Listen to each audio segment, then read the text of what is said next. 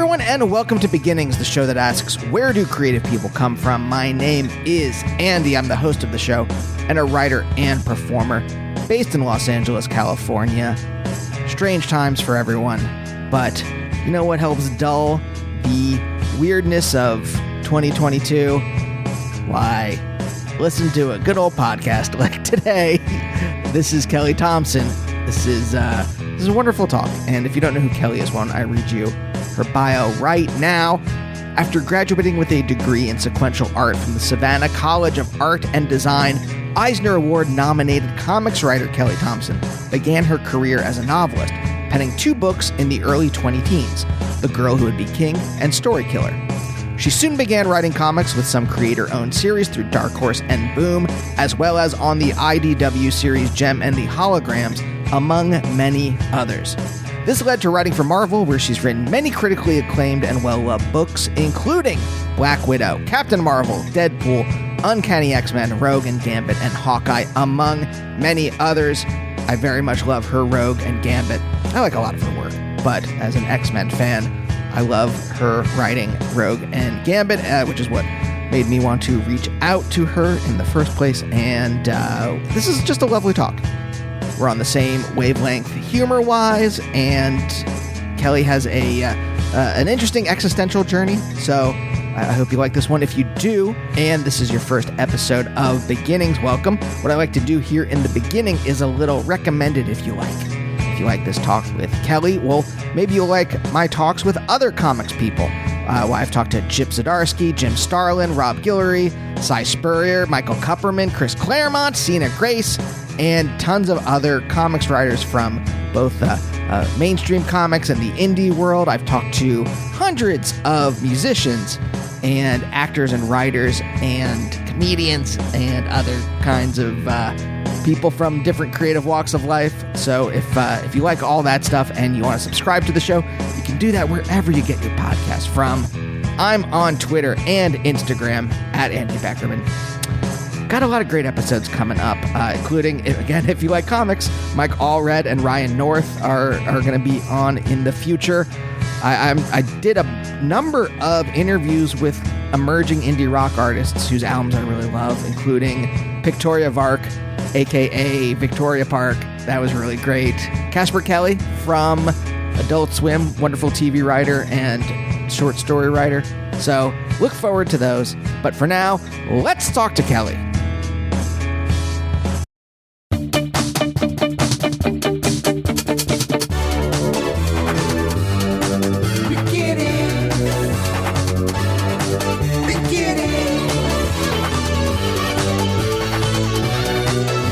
I'm very curious because I tried to find some information out about you online last night, and besides the college you went to, there wasn't much. Yeah? I mean, I got a Wikipedia page. It basically just says you write comics. It says, I mean, it has your like professional career, but it doesn't have like anything else besides that. Yeah. And I just talked to some a musician like a couple hours ago where it's the same kind of thing. And I asked him if that was by design or if that like, are you, and I'll ask you the same thing, I guess. Are you a private person or is it just like that's no one asked you these questions and so it just happened to never get on the internet? Well, I do a lot of podcasts, so a lot of that information is probably out there in podcast form. Mm-hmm. And occasionally, if you do an interview, you get asked some of the background stuff, but not a lot of those are out there. I would say it's mostly by design. I definitely am a private person. Some of that comes from, being a fat girl in comics is a very quick ticket to, sorry, my cat is being difficult. It's a very quick ticket to being harassed, and there's like enough of that just from being a woman. Like, so adding to it a bunch of pictures of my fat self out there. Like early on, I was like, I don't want to deal with this. Like it's not worth it to me to like just be miserable because I'm a public figure. All I want to do is really write. So, in a better world that's a little less shitty, I think I'd be happy to be out there more and do cons and stuff like that. But in the current world we've got, it's just mostly a way to protect myself, like just to make it about the writing. And I mean, I'm not trying to fall on my sword or anything here. It's not anything super dramatic about it, but I try to make it about the work as much as possible. I'm happy to do interviews and stuff. And I always feel a little bad that I'm not more accessible to fans, especially in comics. We're so used to being able to, back in the earlier days of going to cons and signings and doing all that stuff and connecting with fans. So I try to do interviews and make my work available like through my website and stuff if people want signed stuff, to try and offset that a little bit. But I mean, there's a little bit of a thing where, I wish we didn't have to do any of that. Like, I just sort of want the work to just stand for itself, which it would be a little bit of a sad thing because I like talking about the work and I'm into all that stuff. But I don't know, Tom King said a great thing a long time ago, and on Twitter when people were asking him something about an issue, and he was like, it's in the issue, like if I didn't, I maybe failed you. Like, if there's not enough there for you to get there, like I can admit that that's a failure or whatever, but I shouldn't have to give you information outside of the book, right? Like, it should all be there. Right. And I sort of really like that. So I try to approach things like that a little bit. Like when people ask me things on Twitter and stuff, I try to keep it closer to the work. But, I don't know. I think the pandemic has also put a different shine on some of this stuff where you sort of appreciate a thing like fan interaction and, people being genuinely loving a thing. Not even I'm talking about my work, but just comics in general and being passionate about it. Like, there's something so beautiful about all of that. So I'm always floating around a little bit in like, where do I feel about all this stuff and where do I land? But from a privacy standpoint, yeah, I have deliberately like made myself sort of less available and more reclusive. The last person I had dinner with before the pandemic started was actually Matt Rosenberg. Oh, yeah. He's a good friend of mine. He was in Portland for Image Expo, I think. So in 2020, right before everything sort of fell apart, and we had dinner with my partner, and he had told a bunch of people he was going to meet me for dinner, and a bunch of people there were like, "Oh, Kelly, well, let's meet her, bring her over here, or we should come," or and he was like, "No," he's like, "You're not invited. She's not into it. She doesn't do that stuff." And they were all like, "No, man, it sucks." And so he was telling me the story, and I was like, "The problem is," he was like, "So you're very in demand," and I was like, "Yeah, that's really nice." I was like, "The problem is the hype has like gone too far now. Like, there's no way if I come out of the hiding to it not be disappointing." And he thought about it for a minute, and he looked at me and he goes, "I think you're right." So that's it. We've overhyped it, and there's no reason to come out of the hiding now. Yeah. So you're the Thomas Pynchon of comics. A little bit. I remember Fiona Staples used to have a thing that people said about her. Maybe it was even on her business card or something, that was like International Woman of Mystery or something, because she was sort of elusive. So, but someone else coined reclusive Sasquatch for me, that feels just right. That feels accurate. So, like, is there a measure of introvertedness to this as well? Like, beyond the like, hey, I just want to spend my time writing.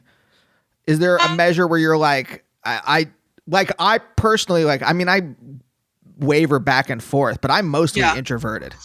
Well, I think I'm one of those people, and I think there's a lot of us out there, but it's harder to know who they are. Maybe I think most people that meet me would never think I'm introverted. I'm very good at pretending I'm very comfortable. I'm in control of this conversation. I'm happy to be here. I'm confident. I'm like, I've perfected that. I'm very good at it. And it's all a cover for I'm uncomfortable and I'd rather be at home. So I think I'm secretly an introvert who's got a very well cultivated extrovert exoskeleton that I've inhabited, kind of thing. But I think that's actually true for a lot of people. In fact, it was an acting class when I was a freshman no, sophomore, something like that. And there was a quote like that by, I think it was Michelle Pfeiffer, that was something about she's super not confident, but she doesn't want anyone to know that. And so she's incredibly good at pretending to be confident, and then nobody has to know. And I thought, that's genius. So if I wasn't already doing it before that, that's when it began. Oh, that's interesting. I find that when I am pretending to be confident, that I'm still self-aware of the distance between myself and the facade that I am projecting. And that distance is where like it gets filled in by anxiety. So I just like at some point, I'm like, I just got to become better at talking to people. Yeah. I mean, it's definitely an art, for sure. And I don't know that it's easy, although I think for people who become good at it, it becomes very natural. Like I don't really think about it, but I would say that there's like, you know, a lot of times you see in like memes or something about introverted people of like that they can perform, but like for a limited amount of time, you know what I mean? So I do think that that's very true for me. Like if I finally released myself onto a con, I wouldn't be able to maintain that facade of everything's great for like a whole day. I would have to like recharge in a private place where I could like reorient my thoughts for sure. So it's by no means like some kind of perfect model. It's a survival mechanism. Yeah, I can't imagine. I mean, I've been to a couple, like my wife was on a panel at like San Diego a couple years ago. So I was there and I'm just like, the people on the floor are there for like so long. Like I have to like, if I meet fans or something like that, it's usually like after a show and it's for 10 minutes or 15 minutes at most. Yeah. And I find that to be very, not because there's anything wrong with the fans, but just like I just performed and I'm kind of like bereft of energy at that point. Yeah. You're like in it. Yeah. For sure. But like 8 hours or whatever, however long you are there signing things or drawing things for people or whatever, it's that seems so intense. Yeah. Well, listen, even with my friends, I'm not even talking about that high intensity. I'm talking about like, even with my friends, it's like, I'm having a great time. I want to be there with them. They're people I love. I care about them. But at some point in the process, and it's usually when I've become sort of where my energy levels have drained back, where I'm like, I just need to be home now. Like I just sort of tap out. My partner went to something recently, and I can't remember what it was. And I thought of going with him because, you know, I hadn't seen these people in so long and whatever, but I was really under a deadline crunch. And so I opted not to go. And he was there for like 9 hours. And I was like, thank God I didn't go with you, because we would have been home at 2 p.m. Like that, there was no coming home at midnight. Like that's crazy. Like I would have gone for a couple hours and saw people and come home. And yeah, he was super happy to have done that. Like, especially because he, while also being more sociable, you know, the pandemic has been even harder on him, I would say. I mean, it made my world even smaller, but I was already sort of used to that a little bit. But for someone like him who's much more social, what a shock, you know. So of course he wants to go for 9 hours, and I'm just really glad I didn't go. So is this something new about yourself in adulthood, or is this how you've always been? I think it has to be fairly new as far as being something that's happened as an adult, just because I don't think I ever, not that nobody does, but I certainly didn't have enough self-awareness as a teen or maybe even early 20s to like understand what was happening with myself. Like I would do really well in social situations, and so that makes you think you're an extrovert. People think you're funny. People are laughing. People are having a good time. They think you're great. And so you're like, oh, I'm good at this. I'm an extrovert. But then I would just be completely drained. Like, you know, if I would go out for a Friday night and like really do it up, other people I know want to then go out Saturday and get brunch on Sunday. And I'm like, we went out Friday. It's rest now, you know? So like, it was just about learning, like, the ways in which I work compared to other people, and like that there's not really anything wrong. I mean, because you blame yourself too for a long time. You think that there's something wrong with you that you can't sort of, I think especially in the sort of FOMO social media world we live in, like it's very easy to trick yourself into thinking, oh, everyone does it like this all the time, and there's something wrong with me if I can't do this too. And I've been glad to see that in response to that, you also get people who are recognizing it's okay to I like to be at home with my cats in cozy sweaters, and that's fine too. Like I feel like we finally started to get some great pushback about there's a lot of different ways to do this, and there's a lot of different ways to be. And, if you're taking care of yourself and the people you care about, and you're doing your best, like, maybe don't put so much pressure on yourself, Yeah, but I mean, it is alienating, right? Like, I mean, that's a theme on this show about how even if everyone feels a little alienated, there's still something like that is quote unquote mainstream culture. And if you don't fit in with whatever that ideology is, it's alienating in some way, no matter who you are. And I mean, I think probably everyone feels a little alienated, that there's just like, it's almost like a Frankenstein's monster.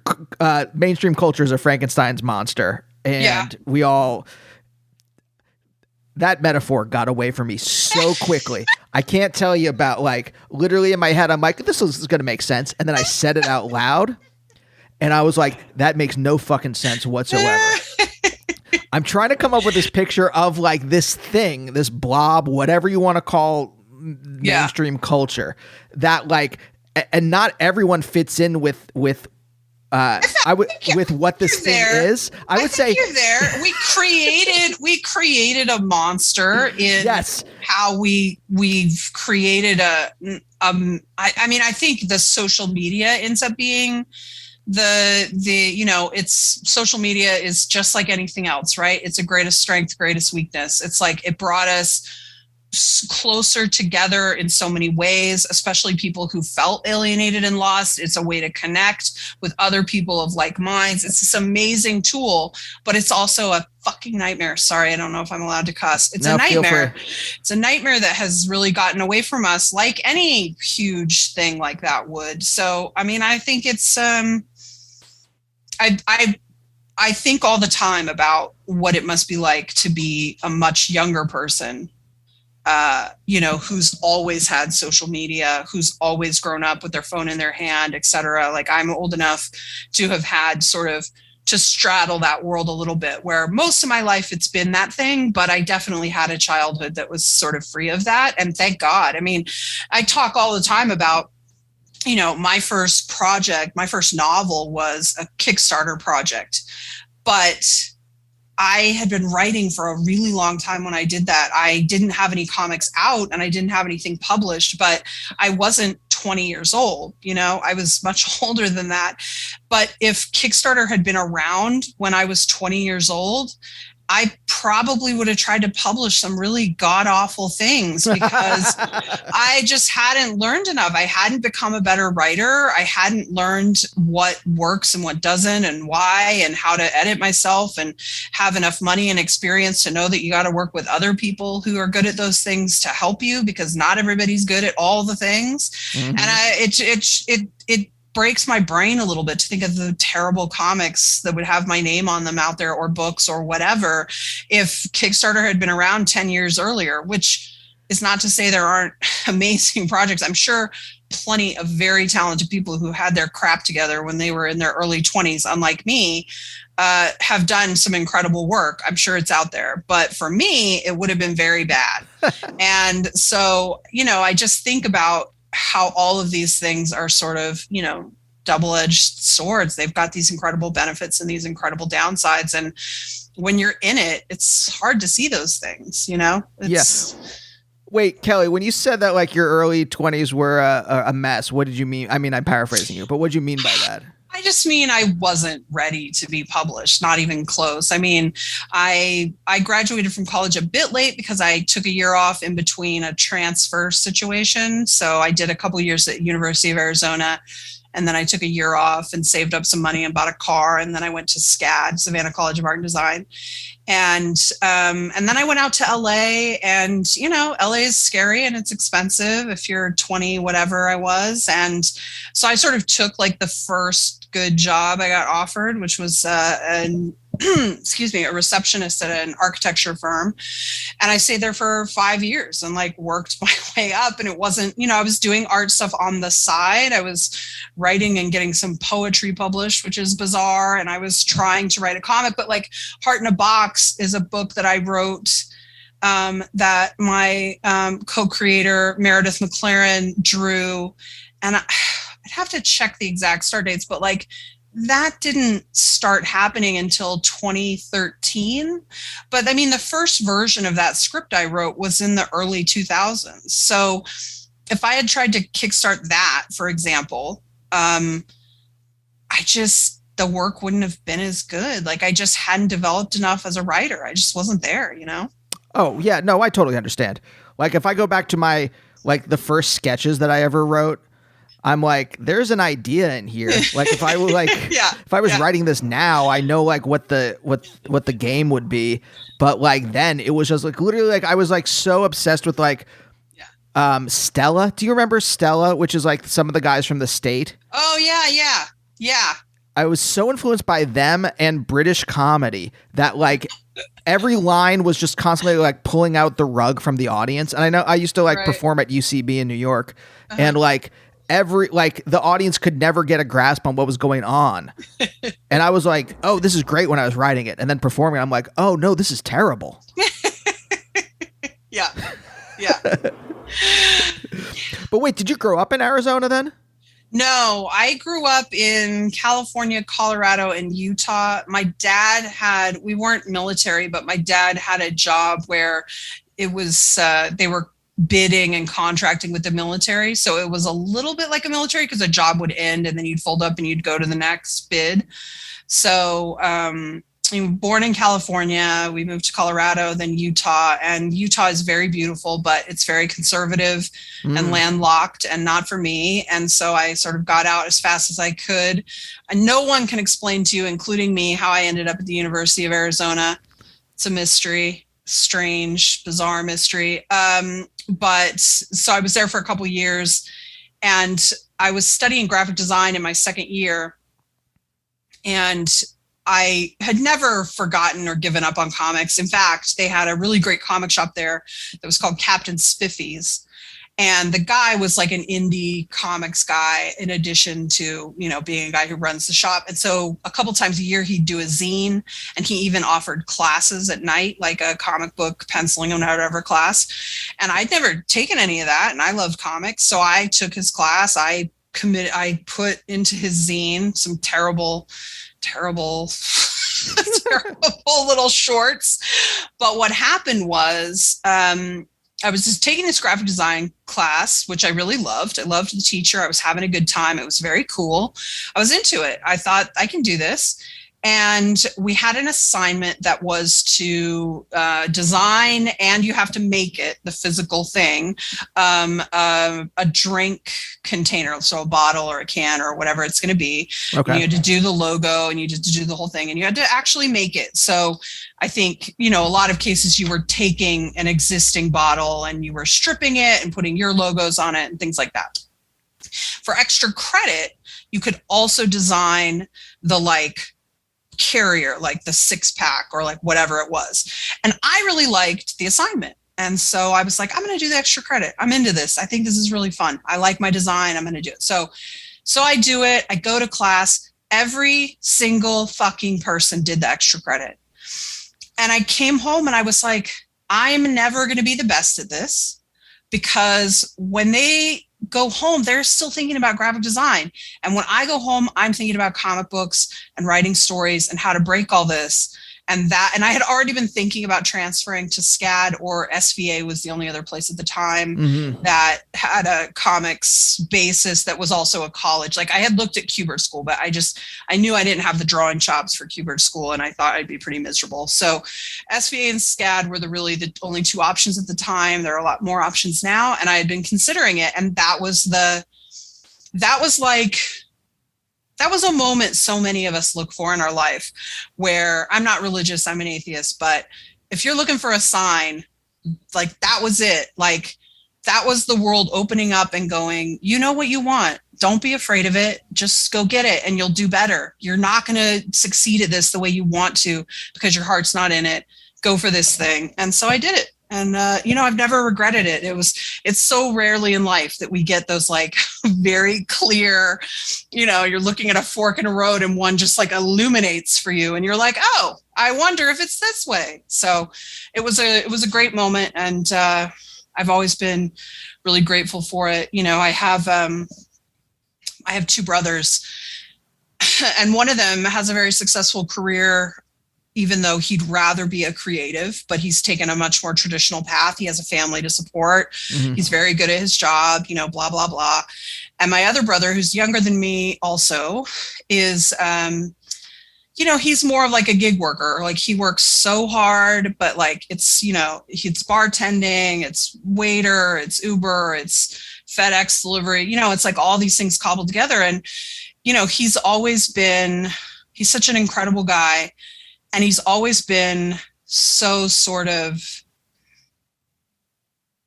I don't know, not envious isn't the word. He's very happy for me that I know what I want. Like when he looks at that for me, he's like, I have never had that. Like other than sports, which I think is probably true for a lot of young guys who are like, boy, I'd love to play pro, whatever, right? And then there's just a tiny fraction of people who get to do that. And it's not all dependent on heart there or passion or dedication. Like if you just don't have the body, like forget it. And so I think my brother has really helped me understand how lucky I am that I knew what I wanted. And, succeeding or failing at what I want to do is also up to me. And I've had a combination of luck and hard work and good timing that have really worked out. But I'm very grateful that I knew what I wanted. I can't even sort of imagine what that's like to not know, to not have a passionate thing that you really want to do. Yeah. Well, I talk about these moments a lot on this show I classify them as epiphanies. Usually they're more of like a process of like becoming aware mm-hmm. of like who you are and what you want to do. Mm-hmm. But like, how were you that self-aware at that age in your early 20s? Right. Well, yeah. Yeah. Cause it took me, I didn't start like I'll just be quick about this cause I say it a lot on the show, but like I never was self-aware. I knew I wanted to do this and, but I was always stuck with like, well, I got to do what my parents want me to do. And I would always find like half measures. Like I became a professor because that's halfway between being an entertainer. You're staying in front of a class talking and you get to say your own stuff, but you're also like an academic and there's a track that you're on and how you're progressing in that as opposed to like what I do now, which is like, you just find another gig. Right. It's the constant hustle. Yeah. Right. So, but I had to like go through, until I was like 28 was when I first was like, I got to break away from my parents. Yeah. I can't do this for the rest of my life. I kept like envisioning myself sliding down a hill into an open grave. Like that's how my brain was like trying to, it's fucking insane. That is dramatic. Your brain's like, listen, we're trying to tell you something. Fucking listen.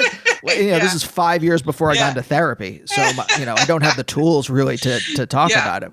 So I'm wondering for you, like how at such an early age, at least in comparison to me, were you that self-aware of what you wanted to do? And then when you were like, and then you had that kind of realization where you're like, oh, I'm not going to be the best at this because I'm constantly thinking like I would come home from like teaching and I would write a Family Guy spec script instead of working on my thesis or something like that.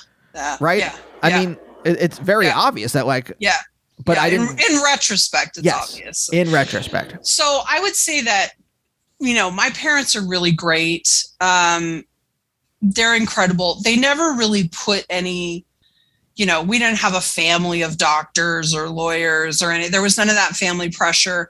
There was definitely the pressure of you're smart and you get good grades. And if you apply yourself, you can probably do any of these things you want to do. I guarantee you they were more interested in having a lawyer than a writer. Yep. I get that. But I don't think I think it's just because everyone in my family is highly risk averse, including me. I would say the only way in which I have been like devil may care is in picking a career that is in no way a guarantee, is a constant hustle, and is very stressful. Yes, there are ways you can sort of win the lottery of this life, and I still hope I'm going to be one of those people. But for most of us, it's just a hustle, and it's a hustle until you're done. So I went into some debt and some things. I ended up getting laid off in 2009. Was a really, after, but yeah, there was a lot of stuff going on. I think it started in 2007 it didn't start there, but that was when we started to really feel the ramifications in the job market and everything. And the firm I was at, I was really good at my job. I was able to hold on to it for a while, but it was high-end residential architecture. It took a huge hit by what was going on in the US. So, yeah. So I ended up getting laid off in 2009, and instead of being smart and taking my severance package, I took and putting it in savings and getting another job right away. I cashed out my 401k, took my severance. I did a few interviews that made me miserable. And then I reached out to some of my contacts and was like, so I've got this novel. Does anyone want to help me? Like, who do we know?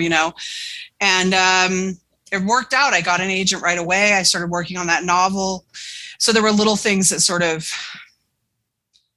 there were little things along the way that told my parents I wasn't completely crazy, but I knew they still thought I was crazy, and they would have loved a much safer option. But they never really put that pressure on me that you hear about that a lot of people have, that they'd like you to be a very specific thing, either because it's in the family or just because they get hung up on thinking this is the right thing for you. They were always really good at that. But I will say I was always very introspective and empathic, and probably more self-aware than most kids. Again, I was talking about the lack of self-awareness for other things in my 20s. So I think it's always a process. But, for example, I really loved a bunch of law shows when I was a kid. And I was thinking, or a teenager, and I was like, oh, maybe I'm going to be a lawyer. It seems really great. And I think I'd be really good at it, blah, blah, blah. And my parents were, of course, super into that. And then at one point I was like, well, I don't want to be a lawyer. I want to be an actress playing a lawyer. Like, that's what I'm really looking at, So it was like, and honestly, when I had that sort of epiphany, like you said, I just sort of crossed it off. I was like, oh, I'm not interested in that. And I had the advantage, I think, also of I had always wanted to write. I have, from being, I think, about 6 years old, maybe 7, I have these little books that's a story about these mermaid sisters. And I not only wrote the stories, but I made little construction paper covers for the books and made them look like books. And then I would draw the mermaid on the inside and cut out. So a die cut cover. Mm-hmm. What 7-year-old is doing die cut covers? Clearly it's something you're interested in, and not just writing, but publishing, creating an object. And so I think I always wanted that. In 4th grade, we had to do some stupid assembly where we had to write on T-shirts with puff paint or whatever about the thing we wanted to be when we grow up. And so you've got kids doing fireman and astronaut and all these things. And I wrote novelist. That's what I wanted to do. But it was only sort of finding comics. I can't say for the first time, because I used to read Archies, which taught me to love them when I was little. But when I was a teenager and I found X-Men and the comic book shop and the whole understanding that there's a whole world out there of that and how it all works and how it all connects. When I found that, I was like, oh, this is what I want to do. Not that it didn't stop me from wanting to write movies or TV shows or novels, but it was a thing that I was like, oh, this is the number one thing. And yeah, so it's just really easy to concentrate on that. The only thing that sent me to U of A was it's impractical. Like, I mean, my parents are very supportive in that they paid for my school and they're incredibly kind, wonderful people. Did they want me to be a comic book writer? No, for sure not. But they never tried to stop me. They always supported it, which is huge. It's huge. It means everything. Yeah. But I mean, you seem from us just talking for this little bit, you seem like a pragmatic person, right? And you said your family was risk averse. Yes, including me.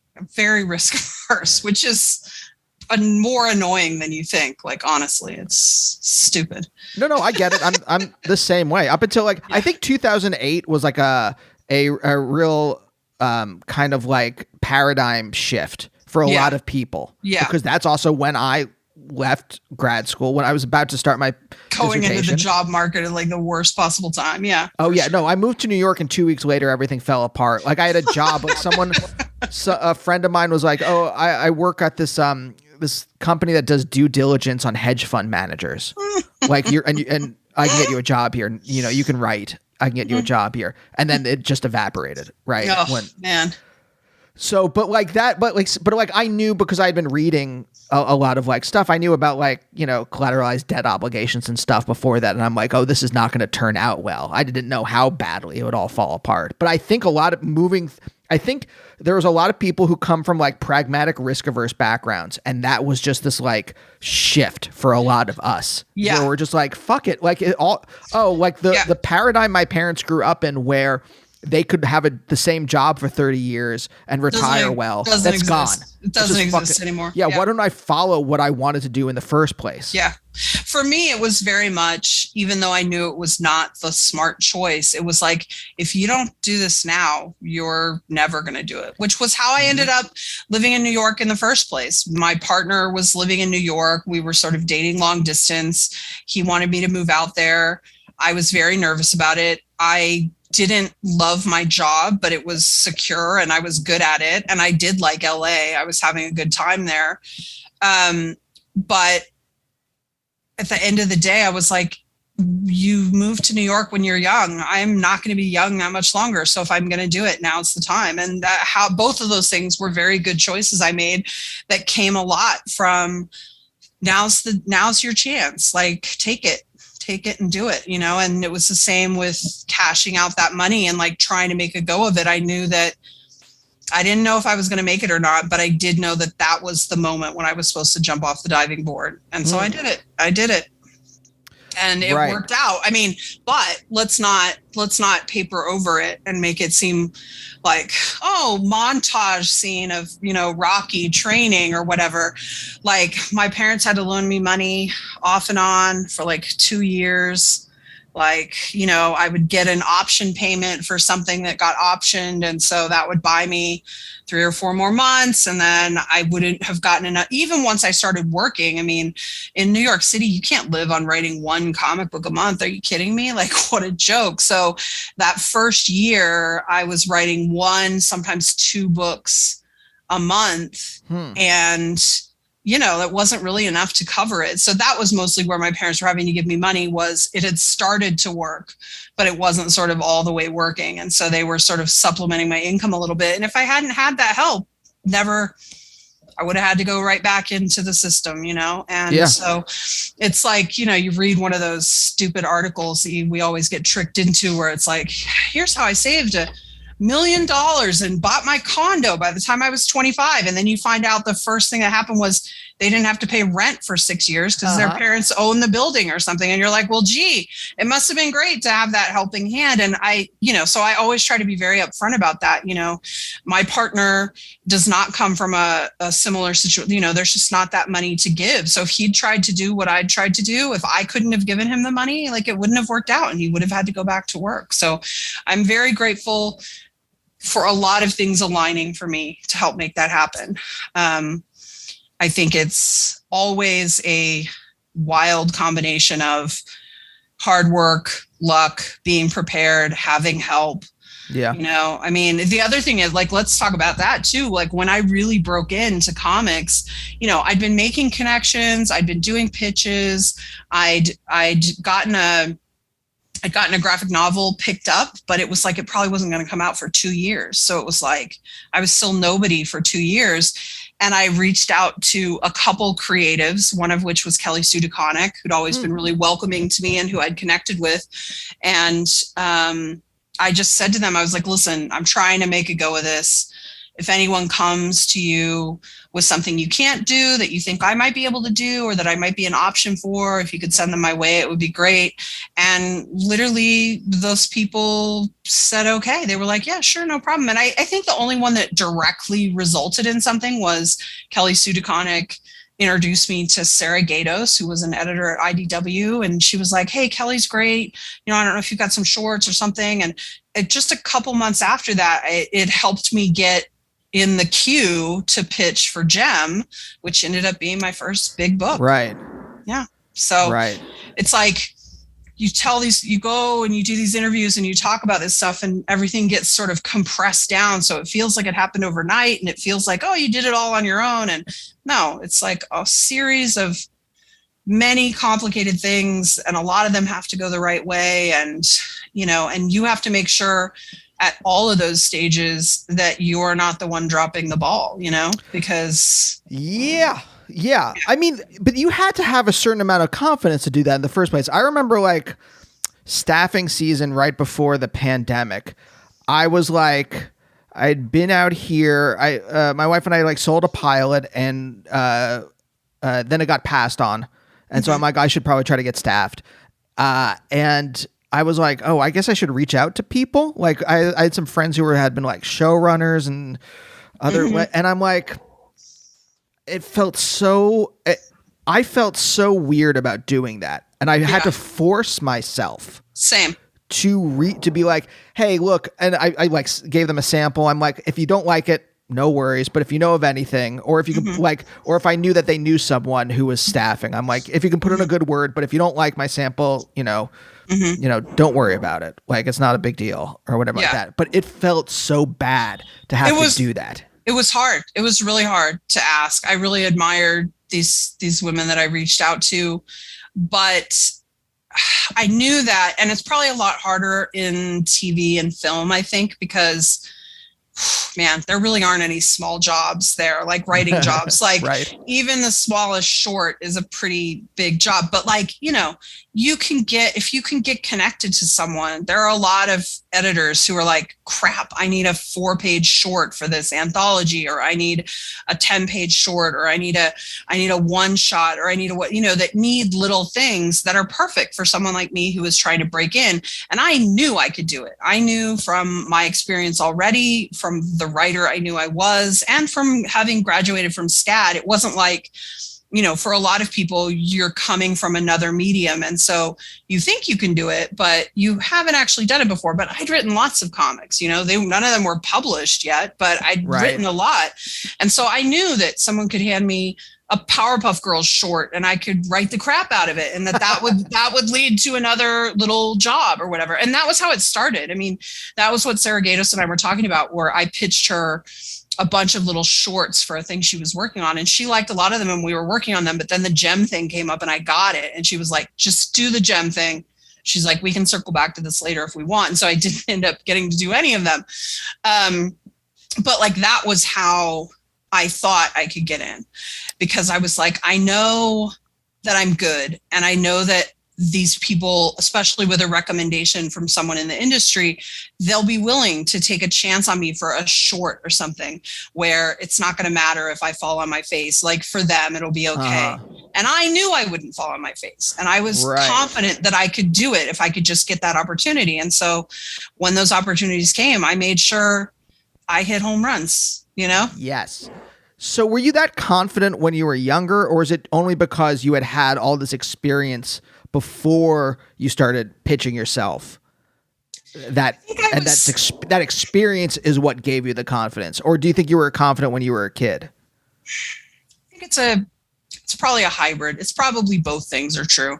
I think that certainly the more experience you have, the more your confidence builds. But I would say even 3 or 4 years ago, I would have been maybe even less than that. Like, I feel like I still, there's a real getting lost in the woods on a story is very scary. Mm-hmm. Not knowing how it's going to end, not knowing if you have the ending. You're nodding mm-hmm. vigorously. Mm-hmm. That's a terrifying experience. And I would say it's only in the last 2, maybe 3 years that I've developed enough confidence that I feel like I could pitch something that doesn't have an ending and I know I could figure it out. As someone who's just been reworking 2 creator-owned things right now on the side that I'm just sort of off on my own, like nobody's watching me do it. Yeah. I'm very happy with how that process has turned out. It doesn't get any, I don't know that it ever gets easier, but I just have more faith in my ability to break story now than I did before. Like, I feel like in my earlier years and even in the earlier years of my career, so much of breaking a story feels like you lucked into, like, you're like, oh, thank God I thought of that. Or, oh, thank God this bit of inspiration has saved me, or, you know, whatever, all these things. But that's not really how it works. How it works, and you're just not always sort of aware of it, is that if you build something correctly, the answers are already there. And you just have to dig around to find them and for them to sort of reveal themselves to you. And so I have a lot more confidence now. I mean, some of that confidence just comes from being a person that now has trouble enjoying TV and film. That's a lie. That's exaggeration. I love TV and film. It's all I want to do. But I'll tell you what, I really fucking appreciate it when a story zigs instead of zags. And I don't mean because it's not good before it does that. It just means, like whoever that writer is, I spend all day thinking about how to write stories. And so I can't turn that off when it's time to watch this movie that's clearly seeding that this thing is going to happen. It gets really tiresome and annoying for me, but that also builds your confidence where you're like, well, I saw that. I mean, how many times, and I did think of this the other day, while I was high, which is maybe a factor. There's a supreme confidence that comes from watching a good thing, and being able to say the line. Yes. Then it comes out of someone's mouth.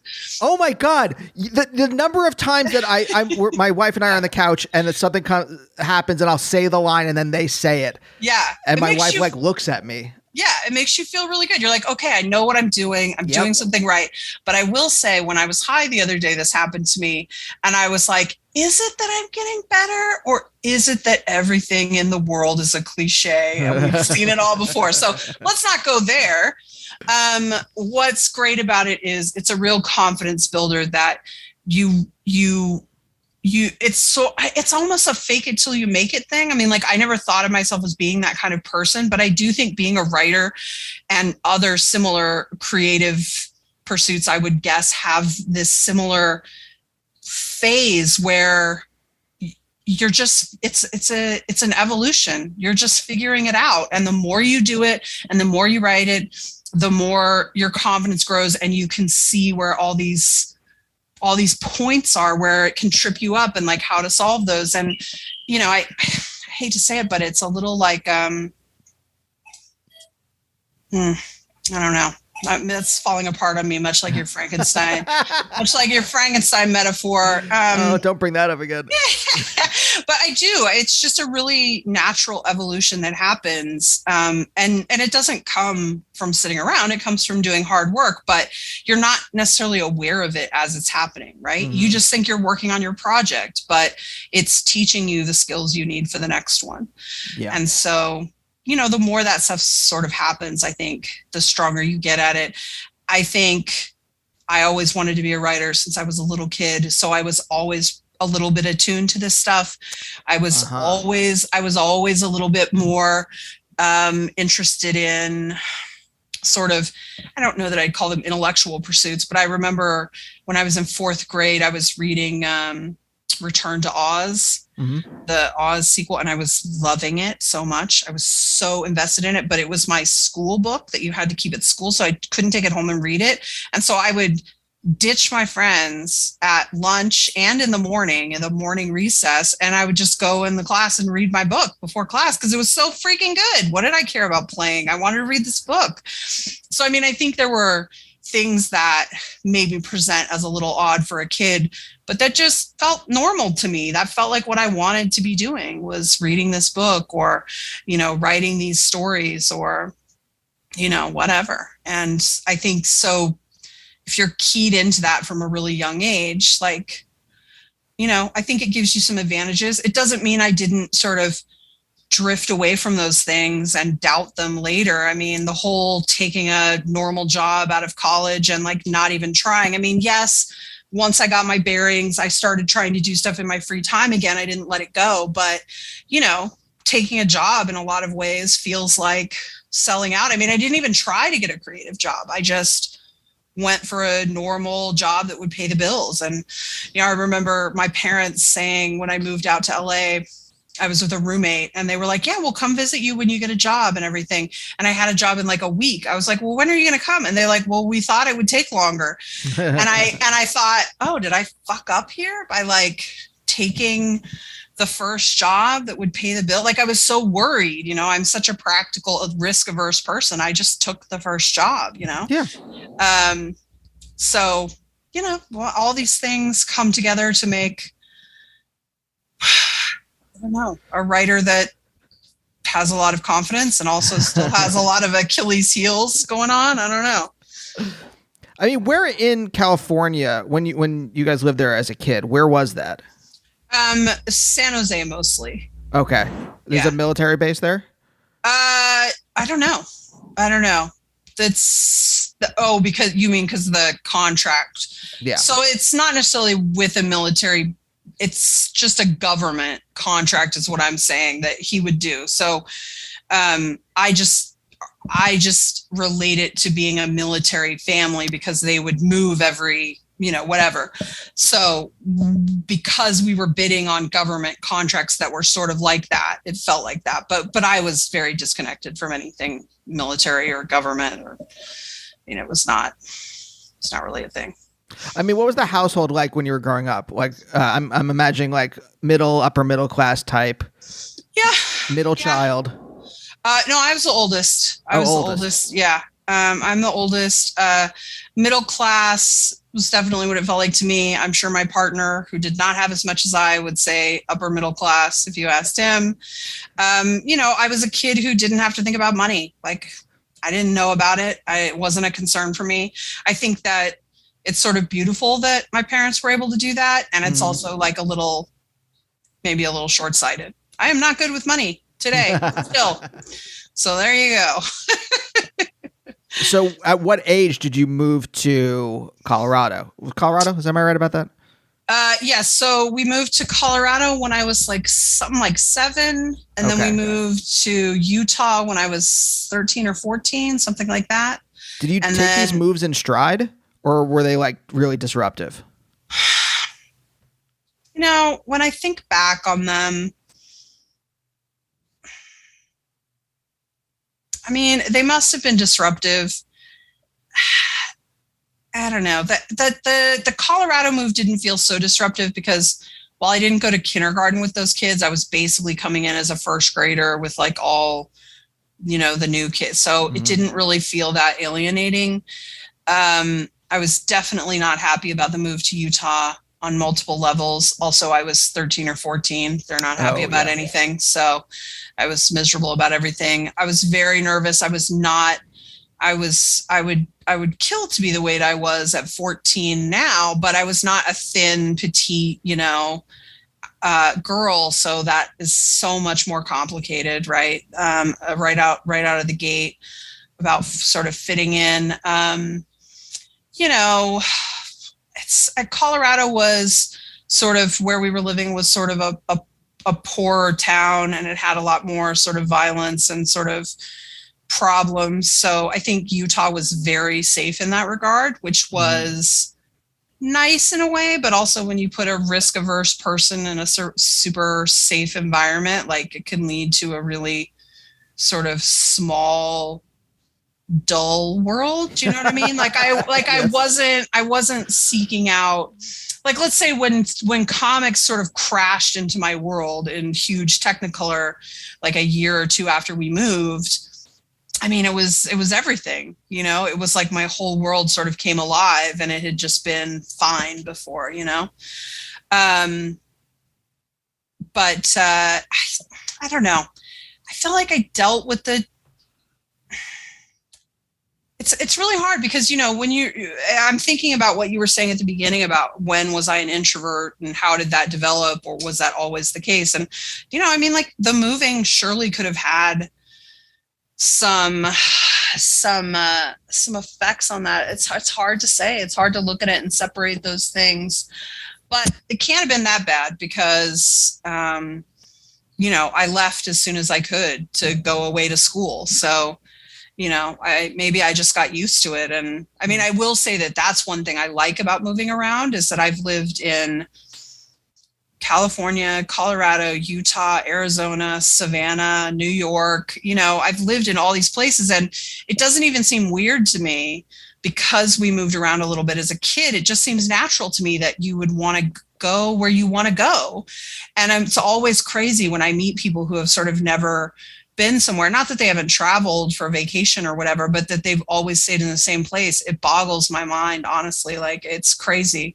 Like, how do you know this is the best place if you haven't gone to see the other places? You know, like, that's how did I learn I don't like the desert? I went to live in it for 2 years and I did not care for it.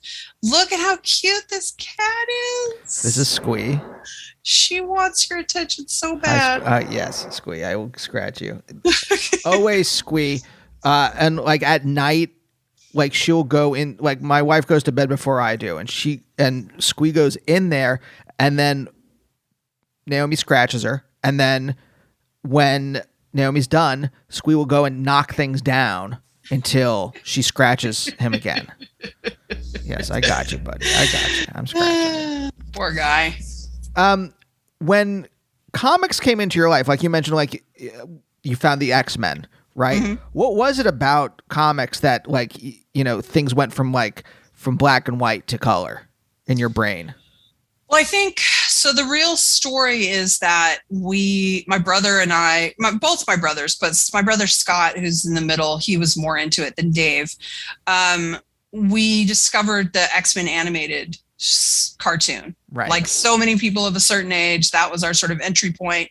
And I'm not sure exactly how long it was, but not long after we saw that, Scott came home from the mall with my mom, and he had Uncanny X-Men 290, which has got Storm on the cover in the rain. And he was like, look, it's the girl from the show. And I was like, what is this? And the rest is sort of history. I was like, holy crap. But so I think you actually have to take it back a step to the animated show, because we literally turned on the TV and it was the scene in the mall where Rogue is wearing like a mini dress, and she takes off flying and punches a Sentinel in the face. And I'm telling you, my heart leapt and there was goosebumps all over me. And I was like, what's happening? And so I don't want to act like I didn't know what superheroes are. I certainly knew what Superman and Batman were. I also don't want to act like I don't think I knew that there were any female superheroes. I mean, I was certainly aware of like Wonder Woman as a concept. I watched Wonder Woman as a little kid. You know, certainly I knew who Catwoman was. But this idea of a powerful woman punching a giant robot in the face, it thrilled me. And it had never occurred to me before. It had never occurred to me that this world of Batman and Superman and other things I sort of tangentially knew about was also this completely rich environment full of female characters that I might connect to. And I do think that that was probably like, if when we had gone to start reading the X-Men comics, it had turned out it was mostly just a bunch of dudes. I don't know that things would have gone the same for me. It's funny. I was just talking about this the other day in a sort of conversation I was having with some producers about that Lost Boys was on the other day, and Adam and I watched it, and I've always liked Lost Boys. He loves Lost Boys. And as we were rewatching it, I was like, of course he loved it. This is made for him. It's wall-to-wall dudes. Diane Weiss is a pretty great mom in retrospect. She's a really good character. It's well done. And Jamie Gertz is fine as the attractive girl character that, doesn't really get to do anything. But yeah, of course he loves it more than I do. It's designed to be injected directly into his veins, like cool power fantasies. And, whether you see yourself as the older boy who's struggling with a horrible thing, or you see yourself as the heroic younger brother who's going to save everybody, there's something for you. But there wasn't anything for a girl. Like, what was I supposed to connect to? And that's not really even a criticism of Lost Boys. It's just a comment on this stuff wasn't out there for someone like me in the same way necessarily, or at least I wasn't really finding it,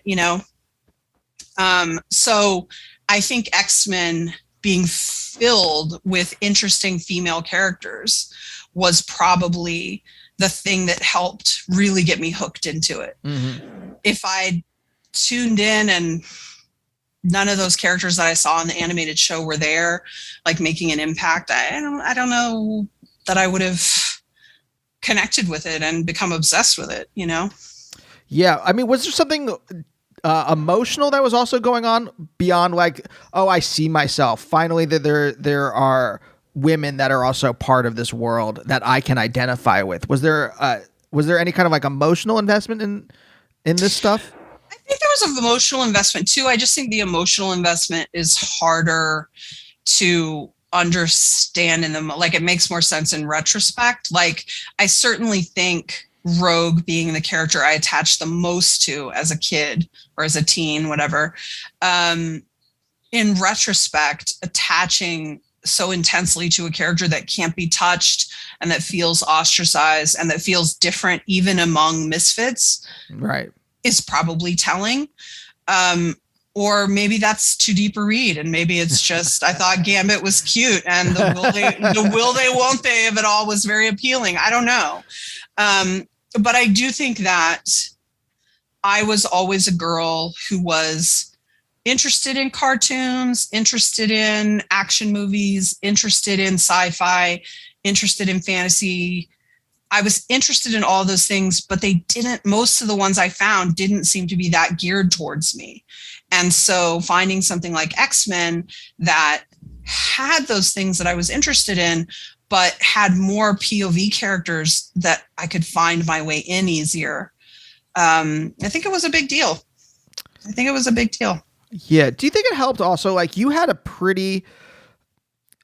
pretty aware of your identity, it seems, right? Like the fact that you knew you wanted to be a novelist from such a young age. Honestly, on this show, it's usually like an artist that has their identity at an early age because they can draw a little better than the other kids and they get praise for it. And then that becomes part of their identity. Right.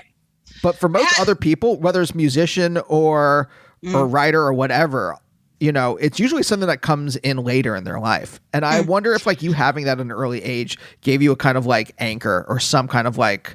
Maybe. I mean, I did draw a little bit. I mean, I did draw better than other kids I knew a little bit, but I also was hyper aware of the limitations I had in that way. I'm not saying a more dedicated and more passionate person maybe could have fought through, because I've seen like some people when they post their like 10 years ago art and you're like, holy shit, like this person is incredibly talented, but also look how hard they worked, because I would have given up if that was me the 10 years ago. And I think that's exactly right. I did not have it in me to work as hard as I would have needed to work to develop that. But I did have it in me, and I was interested in working on the writing part, even though it probably was equally as terrible. I just didn't know it yet. Right. But so I don't know. I mean, I was definitely always, I was never a kid. I think this goes back to the risk averse thing. I was never a kid who snuck out. I was never a kid who disobeyed or got in trouble at school. I never went to a single detention or anything like that. But I talked back like nobody's business. I had a mouth on me. Yep. the size of, I don't know, Texas. And it didn't really get me in trouble outside of my house because I was a very well-behaved, respectful child. But my dad and I certainly had a million fucking arguments, because I wanted to take up some righteous position, and like, let this old man know how wrong he was about whatever. I mean, ridiculous. This resonates with me, though. Yes, I get it. I mean, I'm sure he was wrong about some things, but I'm sure I was way more wrong than him most of the time. But yeah, so I think there was an identity forming, and I think my home especially was a very safe space where I was allowed to do that and be that and figure out who I was. There were times where we hit bumps, there was a time that my dad said a really upsetting thing about comics and how he'd be embarrassed if I did that or whatever, and that didn't make me quit. And that was one of the first times that something like that didn't sway me. I mean, he and I have a whole thing about, he went to Berkeley and it was one of the schools I looked at and the one I really wanted to go to. But he made an offhand comment about how he didn't think I could get in. And so I didn't even apply. And years later, he was like, oh yeah, you probably could have gotten in. And I was like, what the fuck? I was like, what? Why are you saying that? And he's like, what do you mean? I've always said that. I was like, no. I was like, when I was 17 and filling out those applications, you said this thing about how you didn't think I could get in. And he goes, oh, I'm sorry. He's like, I mean, it wasn't a given. It wasn't a for sure. Your ACT scores were sort of on the edge and, your grades were good, but it's hard to know. But if you'd written a great essay or something like, plus your dad's alumni, blah, blah, blah. And I was like, that could have changed my whole life. Like, I really wanted to go to that school. I was dreaming of it, but I was so easily swayed. I was just talking about this the other day. Like, I had been really encouraged in writing by a lot of teachers over the years, a creative writing teacher in high school, a teacher when I was very young, when I was in I guess it would have been sixth grade, so I had always been really encouraged by these teachers that maybe I had something. A teacher I had when I moved to Utah was incredibly informative. Like my parents, the admin had talked them into putting me in regular English instead of honors English. And after the first week, the teacher called a conference with my parents and they went in all nervous. Here it is at a new school, they're being called in. And she's like, I don't understand why Kelly isn't in the honors class. And they were like, oh, they're like, well, they told us that she was in a much bigger pond now than the small town she was living in before. And so did we want her to be the smartest in the dumb class or the dumbest in the smart class? And we didn't want her to be the dumbest in the smart class. And the teacher looked at them and she goes, that's ridiculous. She's like, I'm sorry anyone said that to you. She's like, she's in the wrong class. And we moved me to the honors English class. And she was this incredible teacher for me for a couple of years. I had her off and on. And she was incredibly great. But when I was a freshman at U of A, I had an English comp teacher who I didn't like, and he didn't like me. I didn't care for the class. There was nothing inspiring about it. There's nothing great about it. It felt like he was just sort of doing it because it was a thing he had to do. It was very uninspired for everyone involved, I think, but he was dramatically unimpressed with me in every way. And that's fine. I'm not impressive to everybody, but I'll tell you what, it turned me right off of it. I quit. That was all it took. It was just one person in authority when I was 17, all those other people over the years that had told me, you should do this, you should keep with this, you should keep trying.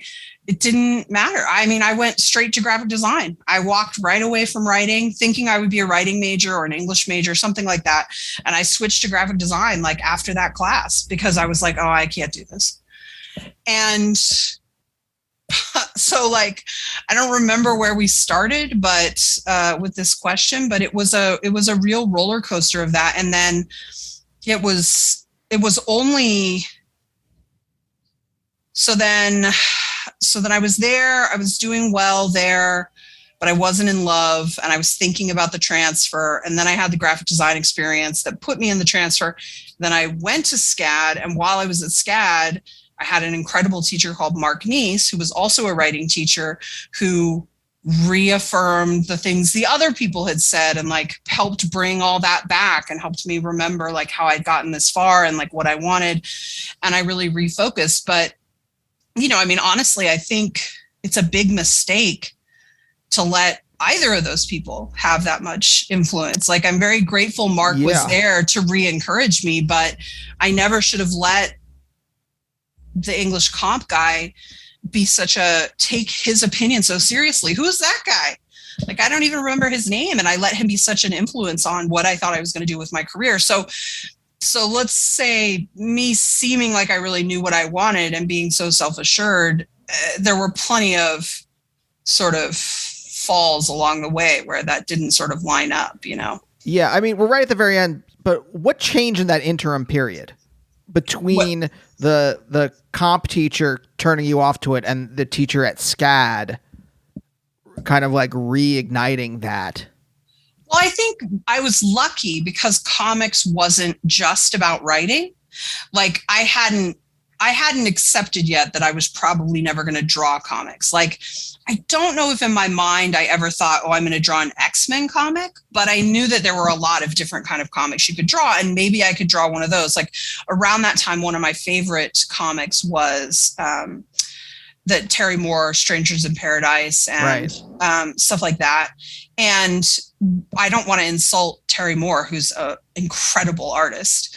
But he does mostly black and white, and it's not superheroes. It's more real life. All those Strangers in Paradise does get really wild. It's more grounded, right?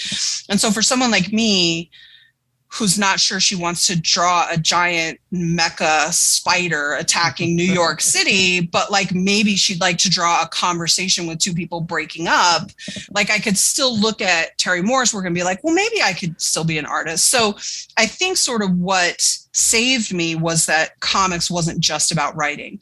And so even though that writer turned me away, or turned me off, that teacher rather, I couldn't give up on comics, even if I thought maybe I couldn't write them. And so it was the love of comics that sort of kept me in the game a little bit long enough for me to find someone else to help me get back to someone who saw something in me and who thought if I worked on it, I might have something. Oh, interesting. Yeah. I mean, it's the first time anyone's ever asked me that, to be honest. So I could be full of crap, but it seems right. It seems like that's how I was able to keep a toe in long enough to get a new influence in my life that was encouraging as opposed to discouraging, Kelly, that actually seems like a nice place to end. Thanks. Thank you for joining me. What a delight. I had a great time talking to you. It was definitely, I did have to tell some of my same old school anecdotes because people never know about my past and they're always curious, but we really covered a bunch of new stuff that was really fun. So I appreciate it. I'm glad. And also I think some of that stuff does give more insight into someone's writing than so why'd Rogue say this in panel 7? Oh my God. The fans, I love them. I love how excited they are about the stuff. It drives me crazy what they want to talk about sometimes. They drive me crazy.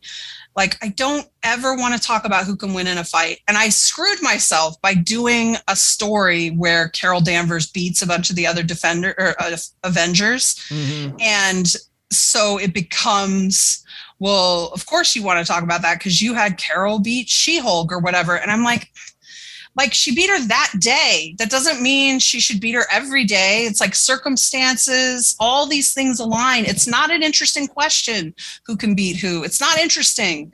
Let's talk about something interesting. How old are the people asking you this? Because I will give, at a certain age, I'm like, sure.